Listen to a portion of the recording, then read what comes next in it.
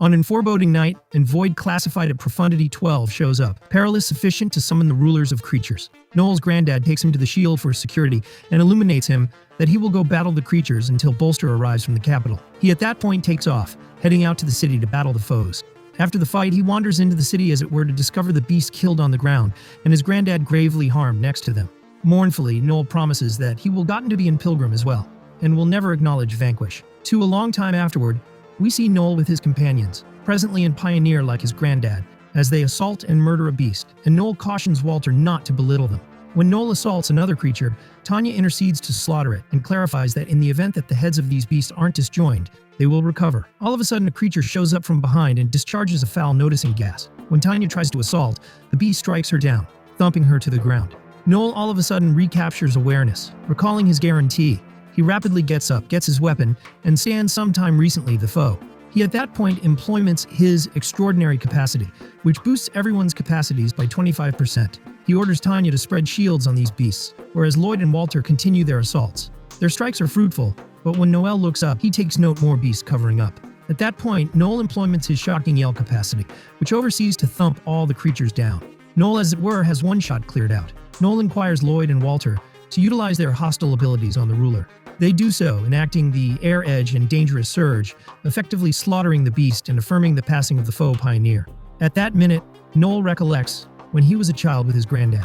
We return to the present, where Noel talks to himself, decided to be similar to his granddad, but indeed superior, the capital of the Felnant realm. We at that point see Noel and his bunch eating at an eatery, where Noel notices that when he turned 15 and gotten his explorer's certificate, he'd chosen to move to Atray and begin looking for partners. Walter at that point tells him that he faculties Noel isn't cheerful, as they came here nowadays to celebrate and lift their spirits. He suspects Noel is still disturbed almost their benefits, since he was sure they would gain more. Walter tells him that he ought to think greater, and not center on cash in this way, including that Noel's granddad would likely say the same thing. Noel recollects his granddad telling him, "Pilgrim's got to be precise about cash. Without cash, you're frail, and that's after you can say farewell to your dreams." Noel says, "I'm not irate. It's over." Tanya reacts, "You're the one who keeps bringing it up. It's lamentable." Noel apologizes, saying, "I'm too bad for always being off base. But you're continuously right, a shining illustration for all of us." Walter, indeed more disturbed, yells, "All you are doing is stow away behind us and allow orders. You remain secure whereas we chance our lives out there." Noel answers, "So that's how you truly feel? You really think you're valuable whereas I'm useless?" Afterward, Lloyd talks to Tanya, saying, "After deducting the party's stores, we each have 250,000 fills cleared out, but our party's resources are developing consistently. In case we get another enormous mission, we'll make a colossal benefit." Noel talks to Lloyd. Tall paying employments like this are uncommon. Not at all like the clans, which can get errands from the government. We have 12.8 million. We'll utilize that cash to begin our claim clan. Lloyd answers, "The government requires 20 million to begin a clan." Noel, "I'll cover the remaining 7.2 million myself. We'll earn way more with our claim clan." Noel stands firm, saying, "Starting a clan is something I won't back down from. In case everybody denies, I'll discover other individuals. I concur with this choice since I'm the pioneer." And they all concur to examine it more the following day. The following morning, Walter surges to Noel, telling him that Lloyd and Tanya have deceived them and left on their possess. Noel is stunned by this news. Our scene starts nowadays, with Noel perusing a letter, which was composed by his companion Lloyd. In brief, it says that Lloyd made a few terrible ventures and fell into profound obligation, so he utilized 12.8 million record from their group's stores to pay it off. At this point, Noel starts chuckling insanely. Walter gets to be bothered and says this isn't the time for giggling. He at that point inquires Noel, "When and where did you get this letter?" Noel tells him, "I fair got it at Lloyd's put." Noel realizes they must have snuck out sometime recently. Itray's entryway is closed for the night, but Walter, there ought to be a record of their flight. Ready to inquire the specialists which door they left from and attempt to capture up with them. Walter concurs to take off promptly, but Noel stops him, indicating out that they haven't made a range, however. Walter says, "I'll discover Lloyd and punch him in the confront. That's the as it were thing that will calm my anger." Walter is stunned. At that point, Noel inquires, "Are you sure you'll beat Lloyd?" Walter answers, "I can, but as it were along with your bolster." At this minute, Noel's eyes turn ruddy and seethe, and he says, "My witticism is to reimburse my companion and my adversary alike 1,000 times over." After that, Noel enters a bar and calls out to everybody there saying, "Tune in up, pioneers. I have a ask for all of you here. Lloyd and Tanya, individuals of our bunch Blue Skyline, stolen our reserves and fled. We need you to discover them and capture them lively. We're advertising a compensate of 2 million Philly." One of the pilgrims raises his hand, and they acknowledge the ask. The pilgrim surges off to discover them and claim the remunerate. An ancient man approaches them and says that he knows where Lloyd and Tanya are. I saw two travelers who looked a bit like them on my way back from a mission. Walter requests that the ancient man tell him their area, but the man tries to deal for something in return. Noel reacts, I'll provide you 1 million record on the off chance that you offer assistance us in trade for your data. Noel, Walter, and the ancient man set off together. At the side, others from there gather. In the meantime, we see Lloyd and Tanya traveling and listen. Lloyd say, let's take a break today, and set off once more tomorrow morning. But all of a sudden, they listen Noel's voice, and sometime recently they know it. They're encompassed by the others. Noel conveys a effective blow. Utilizing his thunder yell method, Walter chastens his companion Lloyd, inquiring why they deceived them. Lloyd apologizes, but Noel begins talking to him. I get it from your letter, but what did you are doing with the bounty from the youthful vampires? Lloyd apologizes once more, and cannot respond. I didn't need to utilize the party stores, but I was in enormous obligation. Noel punches Lloyd to hush him, and he falls to the ground incapable to talk. Noel punches him once more, his eyes shining ruddy with outrage. Noel proceeds to punch Lloyd over and over until blood begins dribbling from his mouth. Everybody is startled by Noel's heartlessness. Tanya asks Noel to halt and not harm Lloyd further, but Noel reacts coldly. Ought to I kick you in step? I don't care whether you're a man or a lady. Noel at that point tries to wade Tanya into confessing, denouncing her for betting nearby Lloyd. Tanya concedes, yes, I was betting with him as well. Noel's air slowly shifts to a profound ruddy until it changes into the shape of a mammoth serpent. In the meantime, the ancient man talks up, reminding Noel, it's time for installment. 1 million records. Here and presently, Noel reacts. You'll get your cash? Fair hold up some minutes? In any case, the ancient man develops anxious and snatches Noel's arm. Noel throws him to the ground, saying, I told you you'll get your cash. Just sit down and hold up over there along with your cheap equip, you disappointment. But the ancient man tries to go up against Noel once more, so Noel conveys the effective strike to his chest. A huge cart shows up, and a vendor named Pinocchio steps out. Pinocchio at that point turns to Noel and inquires, am I late? The dealer talks to Noel saying, I rushed here for you. Noel answers, yes, I had a feeling these two would go bankrupt, so I struck a bargain with Pinocchio to recover the cash we misplaced. I'll offer Lloyd and Tanya to Pinocchio as slaves. Tanya is stunned, saying, we'll never concur to that. Noel reacts, in case you do not concur, I'll turn you over to the military police. Noel tells him he'll offer them for 11 million. The dealer is stunned, inquiring, why has the cost gone up by 5 million?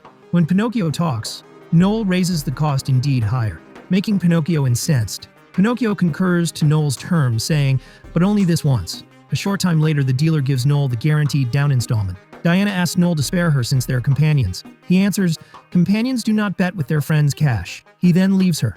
After that, Noel gives the youthful man 1 million as a remunerate for making a difference him capture Lloyd and Tanya.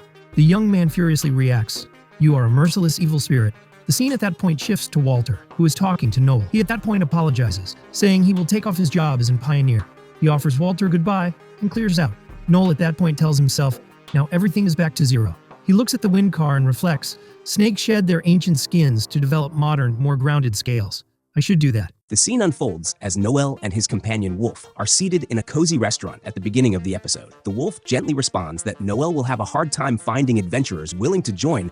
The wolf attempts to persuade Noel that joining their party would yield bigger rewards compared to seeking new members. In that moment, Noel has a change of heart and decides to join their group under the condition that he assumes the role of their leader. Wolf was taken aback by this news, while the rest of the team was delighted as they had no objections to the idea. As he is speaking, a girl named Alma suddenly interrupts. As she sits beside him, Noel swiftly comes to the realization that she desires to accompany him. He inquired about her age, remarking on her youthful appearance that seemed unexpected for an explorer. He poses a final question to her. Alma nonchalantly responds that she is not motivated by the desire to become an explorer. Noel is the only thing that holds significance. She discloses her awareness that he is the grandson of Overdeck. Alma elaborates that even though she never knew him on a personal level, her own grandfather engaged in a battle with him, resulting in the loss of his right arm. Noel inquires about her grandfather's name, to which she replies it's Alcor Utakale. Alma's words leave everyone in shock when they hear them. Noel reminisces about the Assassin's Guild, a clandestine group rumored to be ready to eliminate anyone in exchange for payment. Alcor, a legendary assassin, founded the organization and served as its first leader. Logan kindly encourages Alma to share the truth, as the joke was not humorous in any way. Alma retaliates by striking Logan several times after he becomes very angry and attempts to hit her. She informs Noel that she is feeling very hungry and kindly asks for something to eat.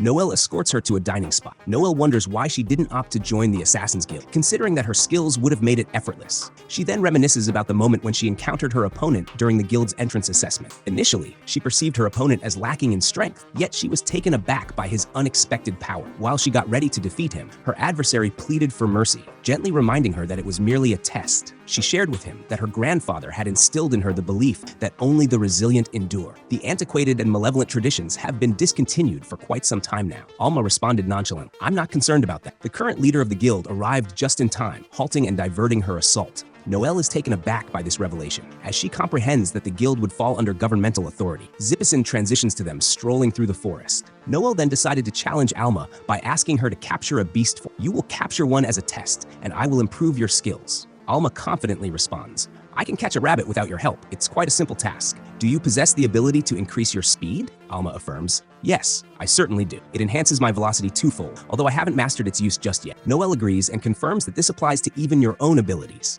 "This test will demonstrate the level of compatibility between you and my enhancements." His mastery of battle sound technique elevates Alma's experience, leading to an immediate sense of unfamiliarity. Alma gracefully activates a 5-fold speed boost, enabling her to skillfully catch the first rabbit. She finds Noel's enhancement incredibly impressive. During this short time frame, Alma successfully captures all 13 rabbits in the vicinity, rendering them unconscious. Noel is taken aback by the impressive speed and strength displayed by her. "I am truly amazed at how rapidly you integrated my improvements on the initial attempt." He reveals to Alma a letter they got from a little town they had assisted in eradicating monsters. Noel elaborates that this mission pertains to the reconstituted Blue Horizon, and their objective is to track down the bandits. The focus then moves to Noel and Alma as they leisurely ride in a carriage towards the village. Following their journey, they will reach Eudora for an overnight stay. The next morning, they will switch carriages to continue their travel to Minsk. They make their way to a hotel, only to find that every room is already reserved. At last, they come across lodging at an inn. Alma remarks that although the food is not great, the room is pleasant at least. Noel replied gently, "You can have the bed, and I'll rest on the floor." Alma then compliments him, saying,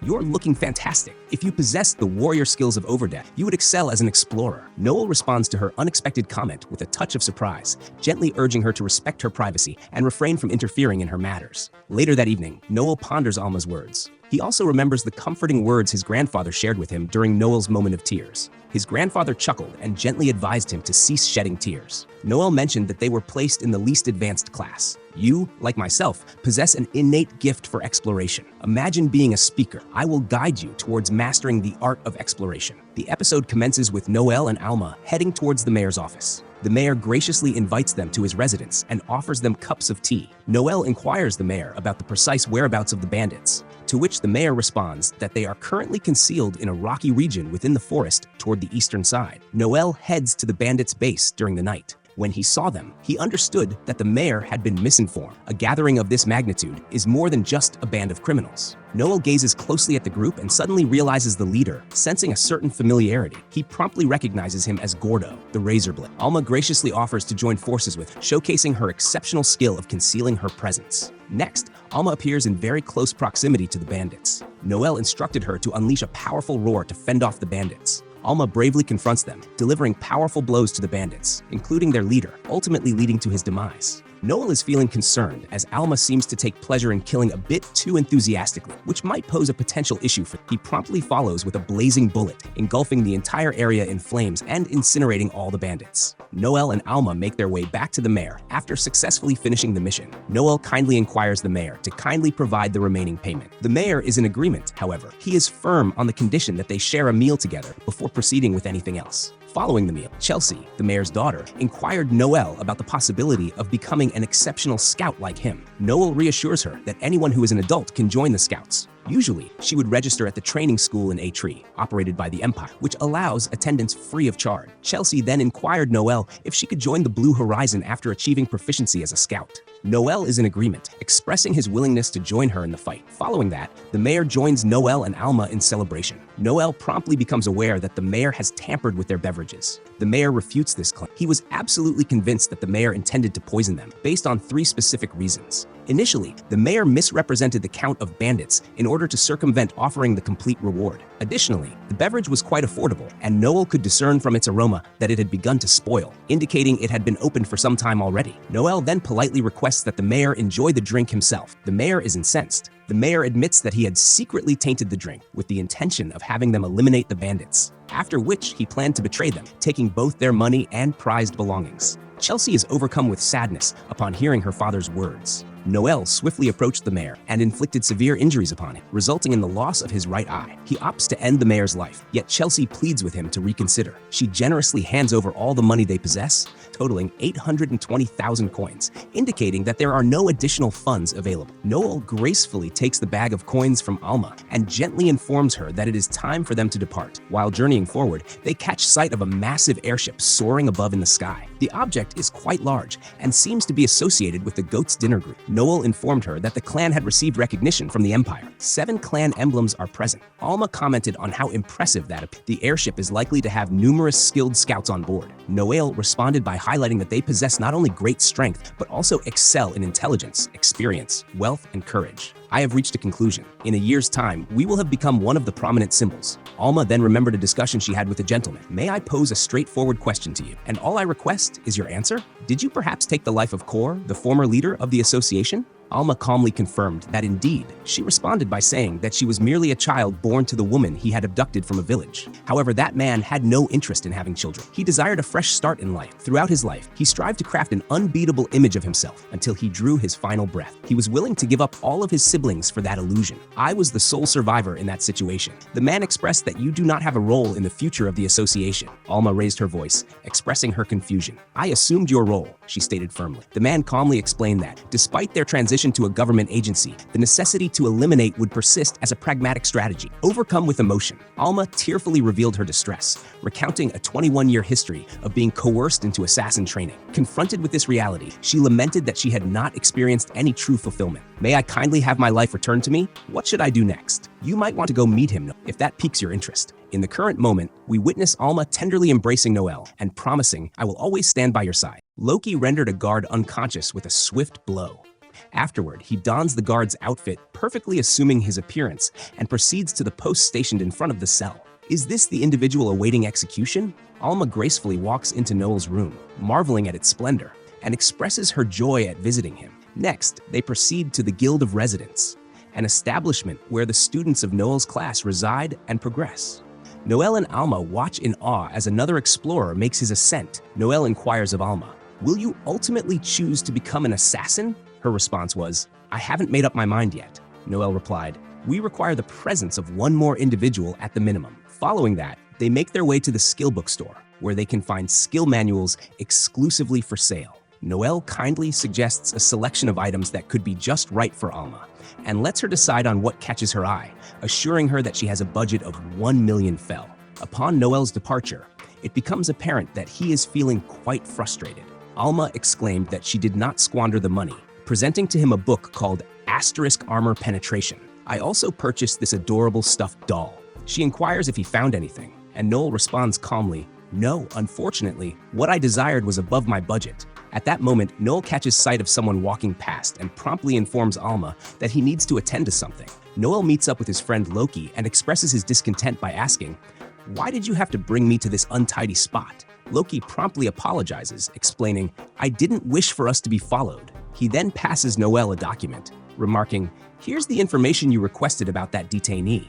But are you genuinely considering inviting Hugo the Puppet Master to join our team? Noel asserts, yes, I am completely serious. I am convinced that he was deliberately framed. I would greatly appreciate it if you could investigate to exonerate his name. He requests Loki to proceed with his inquiry. Loki kindly informs him that, apart from your initial request, I also have an additional item for my most valued clients. Lately, there's been a dangerous medicine circulating. There has been an increase in stabbings due to it. The sellers are unreachable, as they are backed by a faction of the Luciano family. Noel notes that this particular region is under the authority of the Gambino family, which is overseen by Albert. Next, the camera shifts to Alma, who is patiently waiting. Next, we observe Noel engaged in a contemplative conversation with himself, pondering over the dynamics of the Gambino family. The former leader was a kind-hearted individual. Even Vinoco held him in esteem.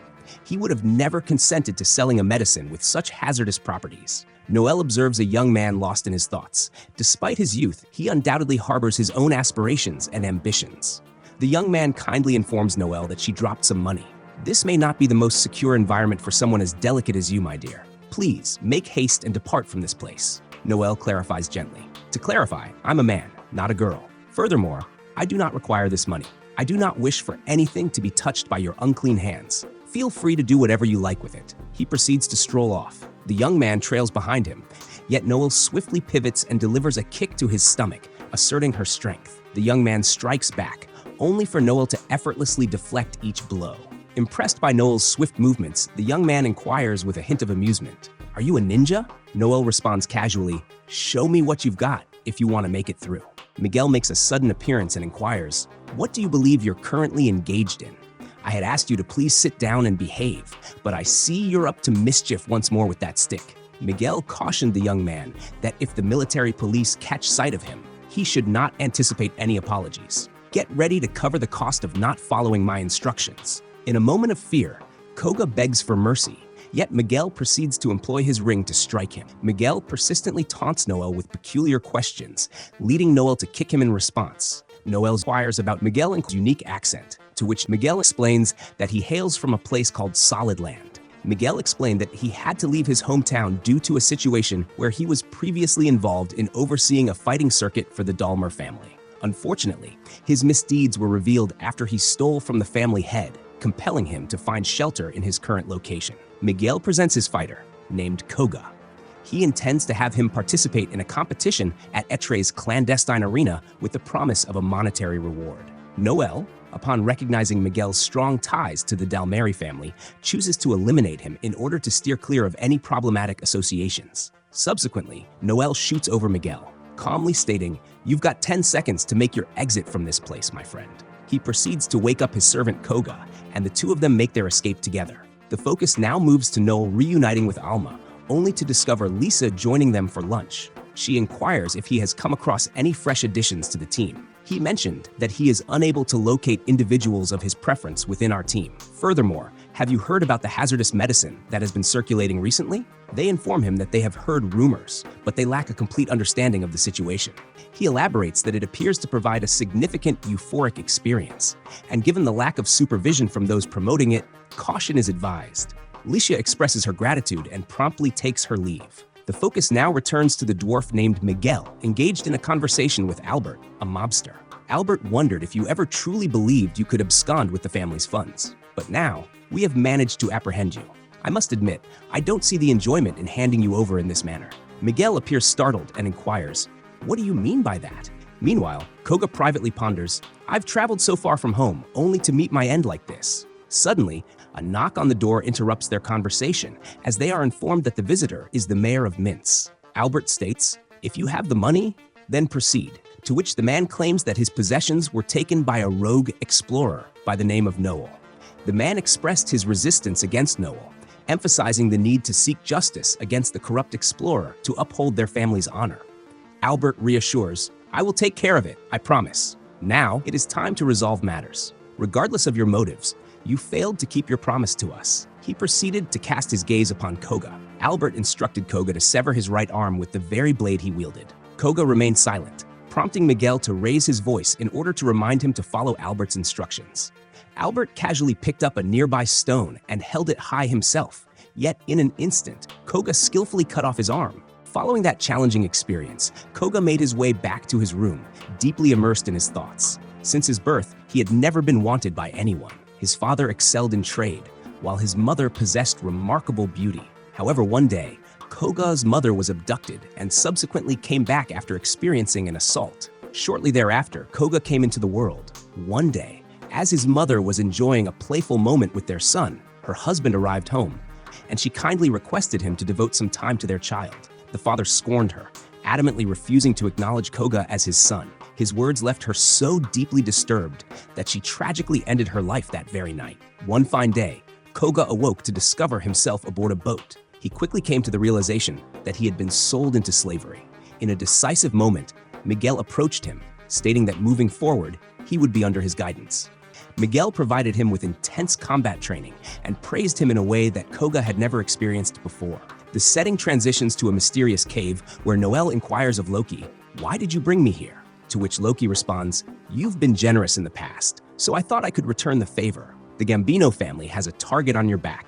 Noel was taken aback as he uttered, "They actually trust the mayor of Minsk and are now singling me out." All of a sudden, Noel detects a presence nearby and swiftly comprehends that an individual carrying a weapon is drawing near.